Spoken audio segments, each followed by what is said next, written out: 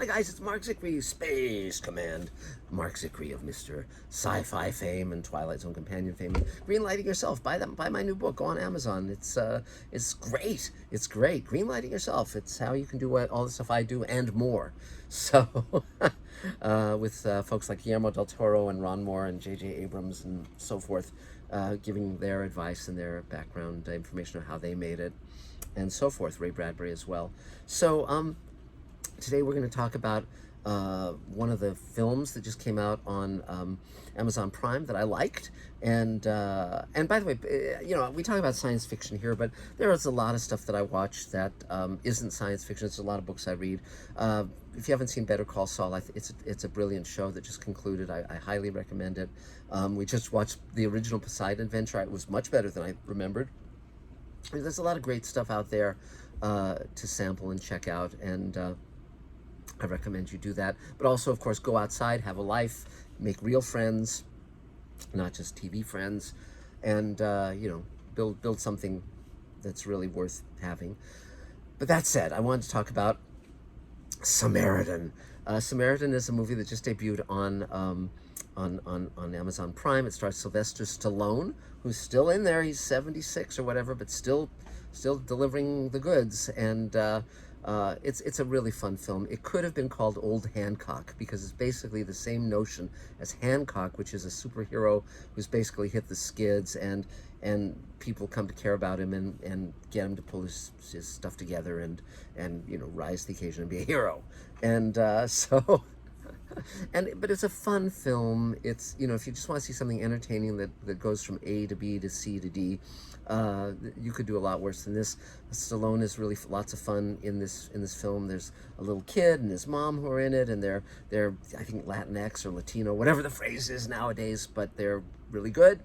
And and by the way, I've talked about this before, but with diversity and casting women and all that stuff, I think it's great. All these old poops who go, well, it's not a white guy. Why are there people of different colors in the screen? What can I tell you? This is the world we live in, and it's a good world, and I like diversity, and I like the variety, and it's like I don't need everyone to be like me, think like me, know everything I know. I want people to know other stuff as well as what I know, because God knows there's a lot of stuff I don't know about. So just my little piece of advice: go out, stand in the sunshine, talk to people. So express curiosity. But okay, back to Samaritan.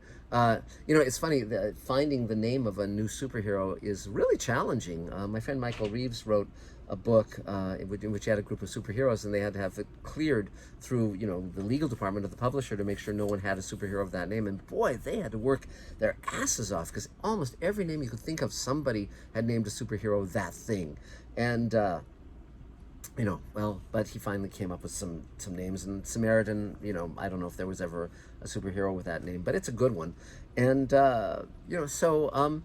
watch it, enjoy it, or if you hate it, tell me, or don't tell me. But there's a lot of these movies that Netflix and Amazon and others are bankrolling. They come and they go, and they're not promoted well. And back in the day when movies were released theatrically, they would have had a big push. You would have known much more what was coming out. Now it's basically, even with the big movie stars, it'll come out on streaming. It's gone in just a few days, replaced by whatever the next thing is. I think it's not a constructive process for many films and even TV shows, because people don't have the time to really see what's great or what's even good. I mentioned Prey the other day, which is on Hulu, I think, and I liked that film very much. And though I was able to figure out how to watch it in Comanche, but I much prefer the English version, because that was the version that was shot on set. That's the version that has the actors really committing to the performance. The Comanche seemed a little bit dialed in. It wasn't like being there and hearing them speaking the authentic language. It was much more like, okay, they dubbed this in post, and it shows. But not say it's a bad idea. I think it's a great idea. But I prefer the English language version just for that reason.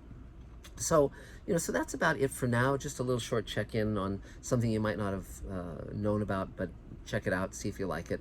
So it's fun to watch some of these older movie stars find their way, because back in the day, often with older movie stars, they would just pair them with young actresses. Sean Connery, that was a noted problem. Many actors where they were suddenly acting in romantic, leads with, actresses in their 20s or whatever, when they're in their 60s and, huffing and puffing.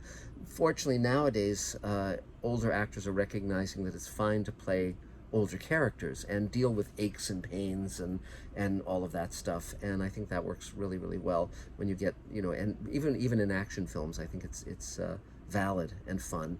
And so that's about it for now. We'll talk soon, and if there's a subject you want me to talk about on Mr. Sci-Fi, let me know.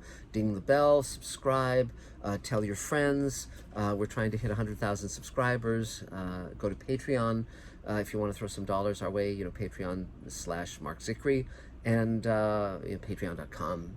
And if you want to buy Space Command shares, let me know, because you will get a portion of my producer's net profits on episodes of the show, and that is something that I don't know anyone else is offering in any way, shape, or form. So talk to you soon. Thanks for everything, and you make it all happen, guys. Bye.